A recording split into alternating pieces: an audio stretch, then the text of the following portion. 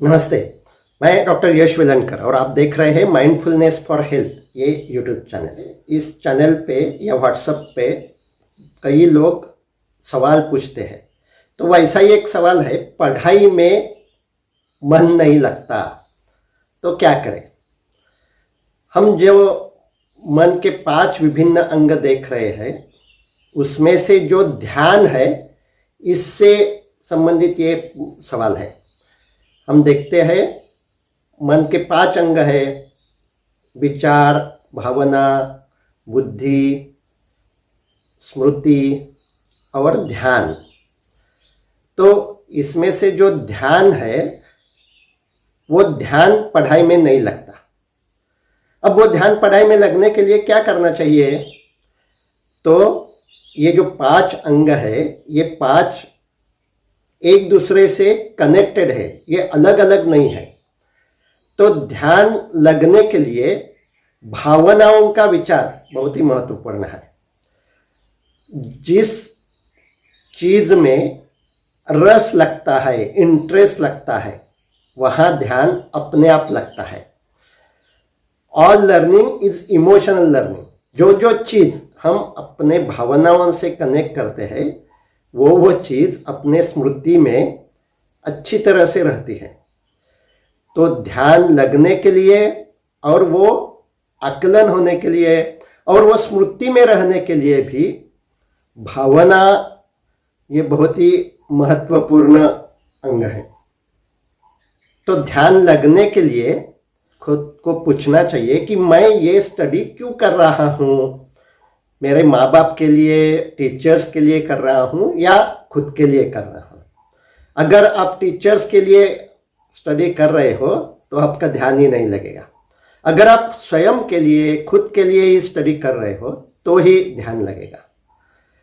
अगर मैं खुद के लिए स्टडी कर रहा हूँ, पढ़ाई कर रहा हूँ, तो क्यों कर रहा हूँ?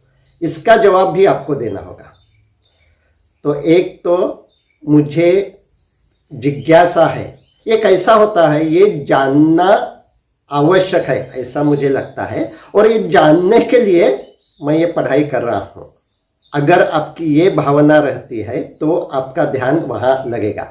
इसीलिए कोई भी पढ़ाई के पहले आपको आपके मन में कुछ क्वेश्चंस, कुछ प्रश्न तैयार करने होंगे और उन प्रश्नों का जवाब ढूंढने के लिए आप वो पढ़ाई कर रहे हो। ऐसी भावना अगर आपने अपने मन में तैयार की तो पढ़ाई में ध्यान लगेगा। पहली चीज आवश्यक है रस निर्मिति, इंटरेस्ट क्रिएट करना। इसका एग्जांपल आप देख सकते हो। अगर आपका क्रिकेट में इंटरेस्ट है तो दूर से कोई कमेंट्री आप सुन रहे हो तो उस पर ध्यान लग सकता है। अगर आप गाने सुनते हो तो वो गाने आपकी मेमोरी में बहुत अच्छी तरह से स्टोर होते हैं, लेकिन मैथमेटिक्स के फॉर्मूले स्टोर नहीं होते। इसकी वजह यही है कि गानों में इंटरेस्ट है, मैथमेटिक्स के फॉर्मूले में इंटरेस्ट नहीं है। तो पहली चीज इंटरेस्ट क्रिएट करना चाहिए।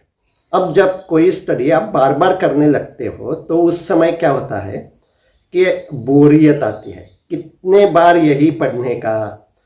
तो एक ही लेसन जब आप बार बार पढ़ते हो तो पूरा लेसन पढ़ने की आवश्यकता नहीं होती। जब आप दूसरी बार कोई भी लेसन पढ़ाई करते हो या ऑडियो सुनते हो तो पहले आपको ये याद करना चाहिए कि पहली बार आपने जो कुछ पढ़ाई की थी, उस समय आपने जो कुछ जानकारी ली थी, उसमें से कौन कौन सी जानकारी, कौन कौन से पॉइंट आपके मेमोरी में स्टोर हुए हैं, आपके स्मृति में रह गए हैं, वो आपको याद करने होंगे। और जो याद नहीं है वो फिर से पढ़ना चाहिए। तो जो कुछ मेमोरी हमारे ब्रेन में रहती है वो भी एक दूसरे से कनेक्टेड रहती है। आप कोई भी चीज ऐसी बिना कनेक्टेड दूसरे कोई चीज से न जुड़ी हुई नहीं रख सकते। तो पहले जो कुछ आपके मेमोरी में जो कुछ है, स्मृति में जो कुछ है, उससे अगर आपने नई बात कनेक्ट की तो ही आप नई बात याद रख सकते हैं। इसीलिए जब आप कोई भी पढ़ाई करते हो, कोई भी ऑडियो वीडियो सुनते हो, तो उस समय उसके बारे में आपके मन में पहले से ही क्या क्या है ये पहले देखना चाहिए। तो स्मृति में क्या है वो देखना चाहिए, और जो कुछ नया है वो क्या है, इस जिज्ञासा से जब आप देखते हैं तो फिर से आप भावना क्रिएट करते हैं, जिज्ञासा। तो ये जानकारी नहीं है और इसीलिए मैं उस पे ध्यान दे रहा हूं, ऐसा आप अपने आप को कह सकते हैं। तो उससे भी आपका ध्यान बढ़ सकता है। तीसरी चीज है, जब आप पढ़ाई करते हो तो उस समय दूसरे विचार आना तो स्वाभाविक है, नैसर्गिक है, लेकिन उसके लिए एक बात आप कर सकते हो कि पढ़ाई करने के पहले आधा घंटा आप कुछ भी न देखें। तो आप सोशल मीडिया पे कोई मैसेजेस देखते हैं, वीडियोस देखते हैं, अगर वो देखने के बाद आप पढ़ाई के लिए बैठे तो वो जो आपने देखा है, वो जो आपने पढ़ा है, उसके विचार आपके मन में आएंगे, वो स्वाभाविक है। तो इसीलिए जब आप पढ़ाई करते हो तो उसकी पहले आधा घंटा आप कोई एक्टिविटी कर सकते हो, फिजिकल एक्सरसाइज कर सकते हो, घर का कोई काम है वो कर सकते हो, और उसके बाद अगर आप पढ़ाई के लिए बैठे, अपना स्नान करके उसके बाद अगर पढ़ाई के लिए बैठे, तो ये जो डिस्ट्रैक्टिंग थॉट्स है वो आने की संभावना कम होती है। इसीलिए जब आप पढ़ाई करते हो तो उस समय और कुछ जो कुछ इमोशनली अट्रैक्टिव सब्जेक्ट होते हैं उसके बारे में ज़्यादा पढ़ना, ज़्यादा देखना, ये कम करना चाहिए। अगर परीक्षा है, एग्ज़ाम है, तो एग्ज़ाम के समय ये बाकी फिजूल चीज़ें सब कम करनी चाहिए। अगर आप दोस्तों से गपशप में ही लगे रहते हो तो वो गपशप की यादें आप जब पढ़ाई करने बैठोगे तब उस समय आएगी। तो इसीलिए आपको अपनी एक्टिविटीज़ को भी फोकस करना होगा। नहीं तो आप ऐसा कहेंगे कि मैं 3 घंटा पढ़ाई करता हूँ लेकिन 2 घंटा वीडियो देखता हूँ, सोशल मीडिया पे, यूट्यूब पे अलग अलग तरह के वीडियो देखता हूँ। तो वो जो 2 घंटों में आपने जो कुछ देखा है वो आप 3 घंटे में जब पढ़ाई करने बैठेंगे तो उस समय याद आएगा, और इसी के कारण आपका मन डिस्ट्रैक्ट होगा। इसीलिए आपका पूरा जो कुछ दिन का व्यवहार है, आप सुबह से रात सोने तक क्या क्या करते हो वो भी प्लानिंग करना बहुत आवश्यक है। और उसमें और कोई इंटरेस्टिंग इमोशन कोई भी, जैसा कि लव है या हेट है या हॉरर फिल्म्स है, वो नहीं देखनी चाहिए, क्योंकि अपना ध्यान उन फीलिंग्स के कारण, उन इमोशंस के कारण वही विचार मन में आएंगे, और आप जो कुछ पढ़ रहे हो, जो कुछ देख रहे हो, उस पर अपना ध्यान नहीं रहेगा। तो ये हो गई तीसरी बात।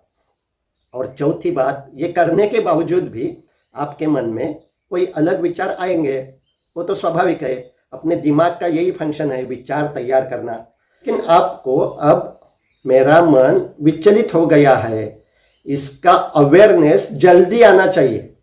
वो जल्दी आने के लिए ये ध्यान देने की जो कुछ कसरत है वो बहुत ही लाभकारी होती है।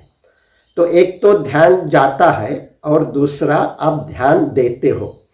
जब आप पढ़ाई करने के लिए बैठे हो तो पढ़ाई करने से पहले 2-3 मिनट अगर आपने सांस की हलचल पे अपना ध्यान दिया, तो ऐसे 2 हाथ रख के अपना ध्यान छाती पेट की जो कुछ हलचल हो रही है नेचुरल सांस के साथ, उस पे देना चाहिए।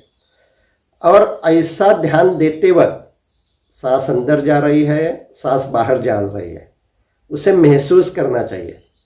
तो 2 सांस, 3 सांस, 5 सांस महसूस होने के बाद आपका ध्यान जाएगा, मन में दूसरे विचार आएंगे। जब मन में दूसरे विचार आते हैं तो उसकी जानकारी होना, मेरा मन सांस पे नहीं रह गया है, ये बहुत ही सेलिब्रेटिंग मोमेंट है। तो उस समय आपको ये महसूस करना चाहिए कि मेरा ध्यान विचलित हो गया है, और वो आपको फिर से सांस पे लाना चाहिए। जब आप ऐसा करते हो तो आप अपने ब्रेन में एक सेंटर होता है जिसे अटेंशन सेंटर ऐसा कहते हैं। तो वो जो डॉर्सोलैटरल प्रीफ्रंटल कॉर्टेक्स, उस सेंटर का नाम है।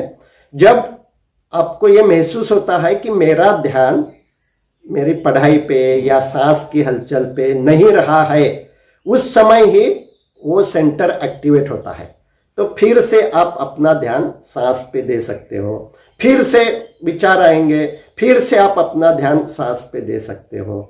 ऐसा अगर पढ़ाई के पहले आपने 4 या 5 मिनट ऐसा अभ्यास किया तो आपके वो जो डॉर्सोलैटरल प्रीफ्रंटल कॉर्टेक्स है वो और एक्टिवेट होगा, सक्रिय होगा, और उसके कारण पढ़ाई करते समय भी जब आपको ये एहसास होता है कि मेरा ध्यान अब पढ़ाई पे नहीं रह गया है, मेरे मन में कोई दूसरे विचार आ रहे हैं, तो आप अपना ध्यान फिर से पढ़ाई पे ला सकते हो और ऐसा बार बार कर सकते हो।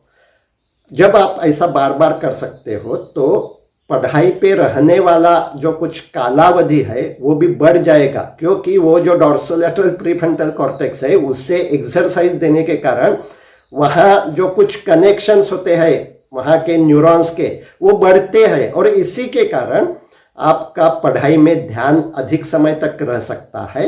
और जब भी आपका ध्यान विचलित होता है, दूसरे विचार मन में आते हैं, तो उसका एहसास आपको जल्दी होने लगता है। नहीं तो कई लोगों में उनका ध्यान पढ़ाई पे नहीं है, ये उन्हें महसूस होने के लिए ही आधा घंटा लगता है, और उस आधा घंटे तक वो जो कुछ पढ़ाई करते हैं उस पर ध्यान न होने के कारण उनके मेमोरी में वो कोई स्टोर नहीं होता, क्योंकि उसका आकलन ही नहीं होता। तो इसीलिए सिर्फ पढ़ाई के लिए ही नहीं, आप जो कुछ कर रहे हो उसके लिए ये ध्यान की कसरत बहुत ही महत्वपूर्ण है। तो ये हमने देखा चौथा पॉइंट कि जब भी मन डिस्ट्रैक्ट होता है तो उसे एक्सेप्ट करके, उसका स्वीकार करके फिर से अपना ध्यान जो कुछ अपने सामने है, वर्तमान क्षण में है, अगर सांस की हलचल है तो सांस पे, अगर स्टडी मटेरियल है तो स्टडी मटेरियल पे देना चाहिए। ध्यान जाना और ध्यान देना ये दो अलग अलग प्रोसेस है, और ध्यान देने की कसरत करने से आप अपना अटेंशन सेंटर डेवलप करते हैं।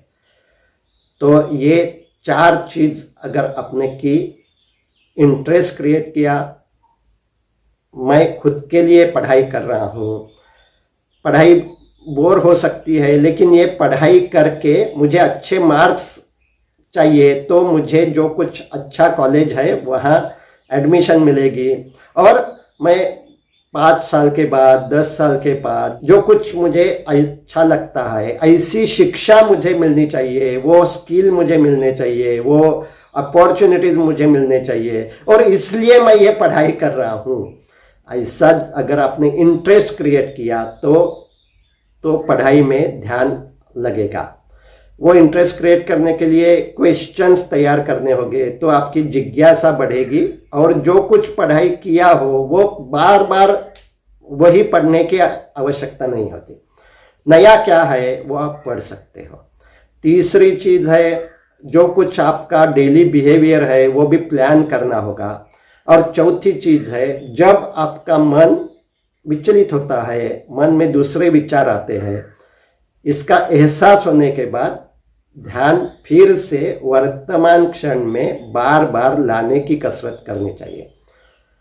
ऐसा करके जब आप पढ़ाई करते हो तो आधा घंटा, 45 मिनट्स तक आपने पढ़ाई की, तो अब पढ़ाई बंद करके आपने क्या पढ़ाई की है वो भी फिर से याद करनी चाहिए, जिसे हम रिकॉल ऐसा कहते हैं।